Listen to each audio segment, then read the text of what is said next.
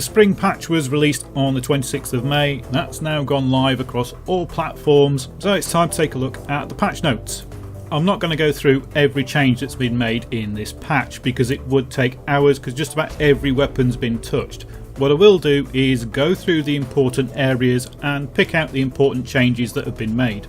First up, we have what is an important change for a lot of people. We have 5 new weapons in the game. To be honest, 2 of them are good and usable, 3 of them are not quite so good. So we have the AN-94, the Groza 1, the Groza 4, the Mare's Leg and the L86A1. Personally, I don't like the Groza 1, the Groza 4 or the Mare's Leg, but the AN-94, if you remember to switch it into burst fire mode, is a lot of fun, and the L86A1 is a very good, accurate LMG. To go with these new weapons, we have a new mode. Well, it's the return of the Gunmaster mode from Battlefield 3. So essentially, Gunmaster is team deathmatch, but after every 2 kills, your weapon changes. There's 5 different modes, each one has a set path of weapons. We have Standard mode, which is the Battlefield 4 version of Gunmaster. Uses rifles, machine guns, shotguns, pistols, goes down to a knife. We have Classic mode, which tries to emulate the Battlefield 3 layout. There's a pistols only mode, which takes you through all the auto pistols, semi-autos, revolvers. We have the DLC mode, which lets you use DLC weapons even if you don't have the DLCs to use them, and it includes the Phantom Bow. And finally you have Troll mode. Troll mode uses all the stupid weapons and gadgets in the game. There has been a full weapon balance pass. Now this affects every weapon in the game. If you have a favourite weapon and want to know how it's changed, then you're going to need to go and look at something like synthic.com and check on the weapon's new stats. A lot of the changes have been to damage drop-off rates and damage drop-off distances. So what they've done is tried to project some of the weapons further out to get 2-shot headshot kills. They've also changed suppression. So suppression increases as your damage decreases. Some of the more obvious weapon changes you're going to notice are the increased amount of tracer fire that's going on, and you'll also notice that you can't really head glitch that much anymore. They've moved where bullets are fired from. They're not fired from head height anymore, they're actually fired from the level of the gun. So if you stand with your head peeking over a crate these days, you're going to shoot into the crate, not over it.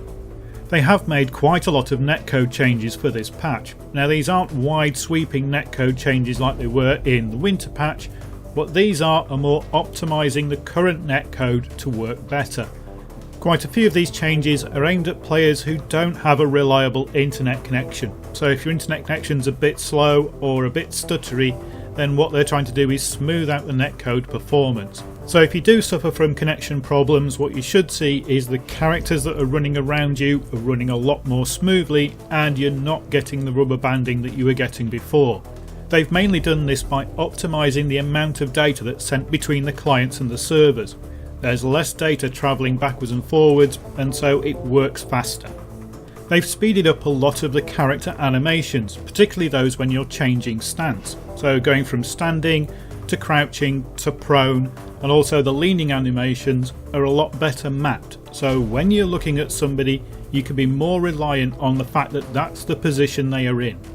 You're not going to be seeing somebody as crouching even though they've just stood up. Another change is the network smoothing factor. That's been set to automatic now, so you can't set your own network smoothing factor. The client and the server work it all out between themselves.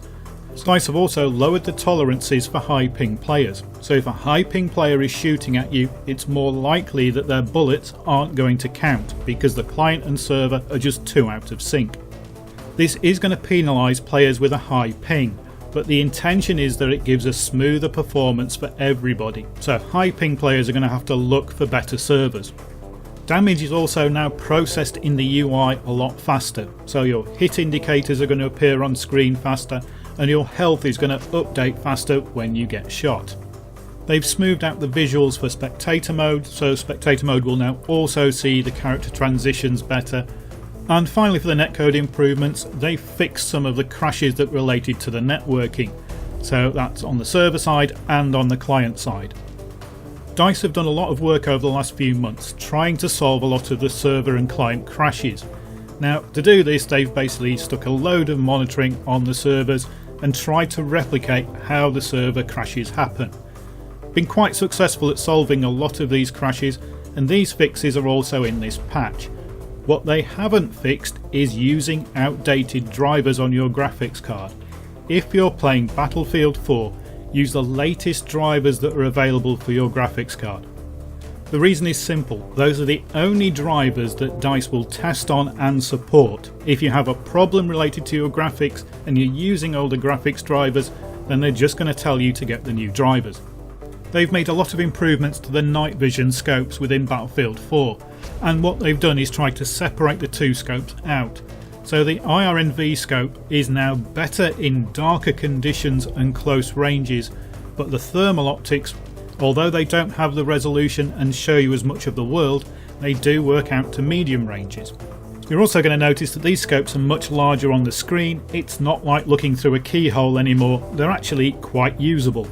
To nullify these benefits a bit, the countermeasures now work a lot better. So things like flares, torches, laser sights, flashbangs, they're all going to affect night vision scopes a lot more. They've done quite a lot of work on the game audio. One of the big changes is going to be the random callouts. So when you perform an action or ask for help or anything like that, you usually get a call out that your soldier makes that everybody used to be able to hear for a wide range. Now they're a lot more focused. You can only hear them if you're close to the player making them, and a lot of callouts that your soldier made because of events happening around them aren't being made anymore. So when another soldier gets shot, you're not going to do that call out, but you will still call out if somebody throws a grenade or an explosive at you. These changes have been made because these weird little call outs could give your character's position away even though you weren't doing anything. They've changed some of the third person sounds, so now bullet impacts sound different if they've hit the head, the torso or the legs. Now you can't really tell this because it's very quiet. Unless you're using a suppressor, you're not going to notice. The third person change you will notice is the change to footsteps. They're actually more audible now. You can hear footsteps from further away, and it's easier to tell if they're getting closer or going into the distance. They've updated tracers. Now the idea behind this is that it shows your weapons spread better. The problem with it is it also makes your character a lot more visible, so I'm not really a fan of this update to tracers, but I do like the change to passive spotting. Now if you don't know how passive spotting works, if you look at an enemy character but don't hit the spot button, they will still show up on the minimap. They won't get a Dorito over their head, but on the minimap they appear. Now that used to work out to 1,200 meters, and you could spot somebody across the other side of the map just by looking at them. Now they've reduced that down to 100 meters, so it's really just close range, mid-range spotting. Works a lot better. And that's it for the major updates in this spring patch. If you want to know more details on some of these changes, things like suppression, the weapon balance, the new guns and Gunmaster, then those are all covered in the recent CTE update videos. So just go back through that playlist and it will show you the changes that were made on CTE, because it's those changes that we're now seeing in the live patch. So I hope this video has been helpful, and thanks for watching.